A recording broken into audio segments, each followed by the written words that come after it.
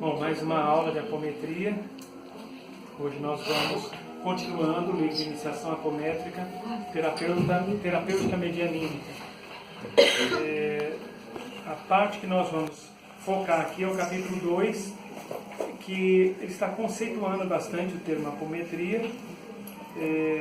Vou pegar o subtítulo Apometria na Atualidade, que é o que mais nos interessa nesse capítulo, onde o próprio Dr. Lacerda, José de Lacerda, fundador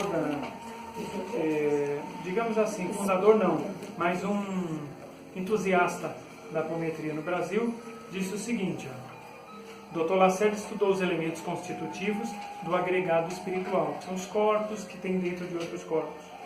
Reuniu o material existente e extraiu dele uma aplicação útil através do tratamento das personalidades. Como princípio terapêutico, observamos 3 pontos estabelecidos na técnica de Lacerda. Primeiro ponto: desdobrados os corpos pela força mental, pode-se estabelecer sintonia com seus registros e tratar os eventuais sedimentos negativos e corrigir deformidades. Então, por exemplo, uma pessoa que tem transtorno de personalidade, ela pode ser tratada na apometria, porque esse transtorno de personalidade está registrado nos corpos dela. Na medida em que os corpos forem desdobrados e tiverem consciência de que aquele desvio está atrapalhando a evolução da pessoa que eles fazem parte, aí começa o processo de cura e de libertação. Segundo ponto: quando a equipe mediúnica perceber que o paciente já se encontra em desdobramento desarmônico, pode ser tratado e acoplado. Tem gente que chega para o tratamento, ele já está meio desdobrado, porque às vezes o obsessor dele faz isso com ele. Desdobra alguns corpos da pessoa e ela já vem para os trabalhos meio lá, meio cá. Tem obsessor que ele entende de apometria também. Tem obsessor que é aprofundado, eles têm estudo. O que eles fazem? Você está indo lá se tratar naquele lugar? Tudo bem, só que a parte sua que mais precisa de tratamento, você vai sem ela. Eles desdobram, por exemplo, o mental inferior da pessoa. Se for questão muito afetiva, não consegue perdoar. Então a pessoa vem para um tratamento sem o corpo mental inferior. E ela nem sabe que o obsessor dela já desdobrou só aquele corpinho dela, tirou fora. Então a pessoa fica ali fazendo tratamento, meses e meses fazendo tratamento, e não sabe. Quem é acostumado a frequentar centro espírita, vê aquelas pessoas com cartãozinho, tem centro espírita dá um cartãozinho parecido com esse, né? Nome, nascimento, o tratamento, né? Reiki, cirurgia e tal. O que acontece? Você vê a pessoa, troca cartão, renova cartão, já está lá 1 ano e meio fazendo tratamento, não sabe. O obsessor da pessoa tira o corpo dela que está mais precisando de tratamento, ela vai sem aquele corpo se tratar lá, trata os corpos que não precisam de tratamento e o que realmente precisava não. Então, nesse caso, o que ele fala aqui? Quando a equipe mediúnica perceber que o paciente já se encontra em desdobramento desarmônico, faça o acoplamento. Ao invés de desdobrar ele, acopla, tratamento reverso. Geralmente a pessoa vem na apometria para passar por um desdobramento, mas se ela já vem desdobrada, porque outros seres a desdobraram, já tiraram ela, desmontaram ela praticamente, só te resta pôr de volta. Põe de volta e trata ali, com a pessoa consciente. E como você vai saber? É isso que ele Então, pergunta. os benfeitores vão falar. Mas aí depois você acoplou, depois você volta a fazer o desdobramento e vai para a parte normal. E ela vem, aí geralmente tem alguém na equipe, já ou em desdobramento também, um dos trabalhadores, ou pela clarividência dá para ver. E aí, nesse caso, só acopla a pessoa e trata ela em acoplamento. Com o tempo, quando ela já começar a vir normal, entre aspas, para os trabalhos, aí promove o desdobramento clássico. Terceiro passo. Aqui cristianiza um pouco a técnica, né? Em nome do Cristo e através das forças da mente, pode-se mover quantidades imensas de energia livre, aglutiná-las, enfechá-las e transformá-las em possibilidades múltiplas, visando um fim fraterno e útil. Como o Dr. Lacerda era cristão, ele cristianizou as técnicas de apometria dele. Mas existem pessoas de diversas religiões que podem trabalhar. Um budista ele pode trabalhar com a apometria e não recorrer a Cristo. Pode recorrer a Buda. Um muçulmano, sufistas, né, que é uma ala dos muçulmanos bem mística, bem esotérica, se ele quiser recorrer a Maomé no lugar de Buda ou de Jesus Cristo, ele pode. Não é obrigado a cristianizar as coisas. É que o Lacerda ele cristianizou, nada contra, mas não é obrigado. Eu cristianizo algumas coisas porque eu sou cristão. Tenho minha visão pessoal do que é o cristianismo, mas me considero cristão. Mas não acho que o cristianismo deva monopolizar as técnicas, não. Cada um recorre ao ícone que achar melhor, seja Maomé, seja Buda, seja Krishna, seja... enfim, a pessoa recorre ao ícone que achar melhor.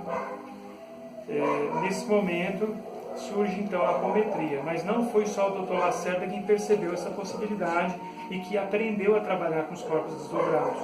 No livro Diário de um Doutrinador, de Luiz Gonzaga Pinheiro, relata operações medianímicas onde médios em desdobramento consciente, em estado de vigília, em pleno trabalho mediúnico, descem até os umbrais em busca de espíritos doentes, deformados ou rebeldes, com o objetivo de dar-lhes assistência e tratamento.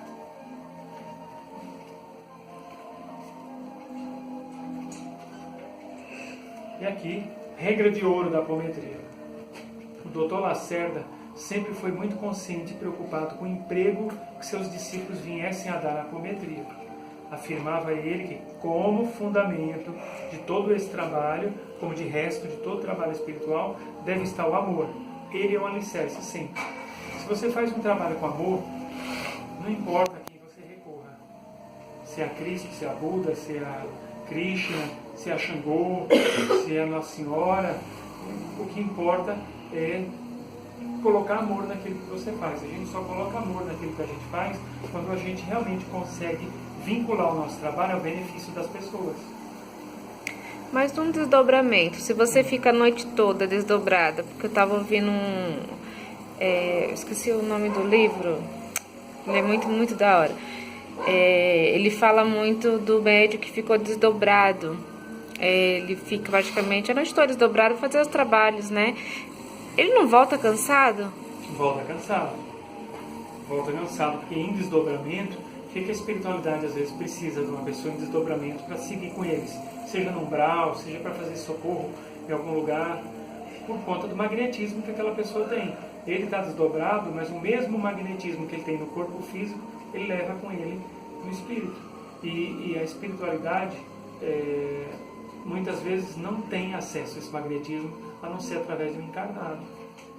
Mais evoluído que seja o espírito, quando ele vai tratar de um ser que está muito desequilibrado, ele precisa de energia magnética. O benfeitor precisa, só que o benfeitor não tem corpo físico. Ele não tem energia magnética suficiente para despertar aquele espírito. Quem que ele precisa? De um encarnado que esteja fora do corpo, junto com ele ali. Ele vai pegar emprestado aquela energia e vai utilizar para dar o choque anímico naquele espírito.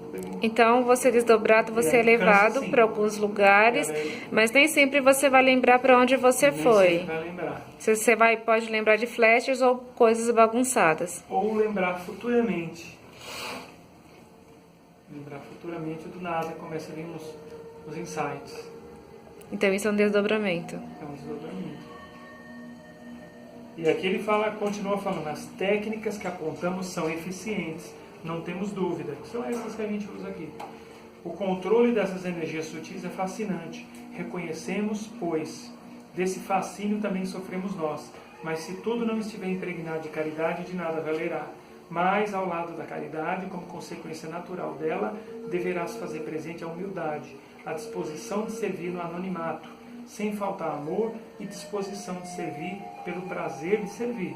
Corremos perigo de incorrer na má aplicação das técnicas e do próprio caudal de energia cósmica, tornando-nos satânicos por discordância com a harmonia universal. Advertimos, através da obediência dos preceitos evangélicos, somente através dela, experimentadores e operadores da apometria podem desfrutar de condições seguras para devassar esses arcanos secretos da natureza, com adequada utilização dessas forças desconhecidas. Na época, ainda eram consideradas bem desconhecidas, que estavam treinando, nos anos 50, 60. o Dr. Lacerda ele conseguiu introduzir a apometria, ele era psiquiatra, num hospital espírita lá no Rio Grande do Sul. Depois ele tinha uns amigos num hospício chamado Hospício São Pedro, que hoje em dia é desativado, que conseguiram tratar muitos casos de esquizofrenia lá com a apometria. Os casos de esquizofrenia com a apometria. Casos assim, praticamente considerados incuráveis, foram tratados pela apometria e resolvidos. Por hora à parte.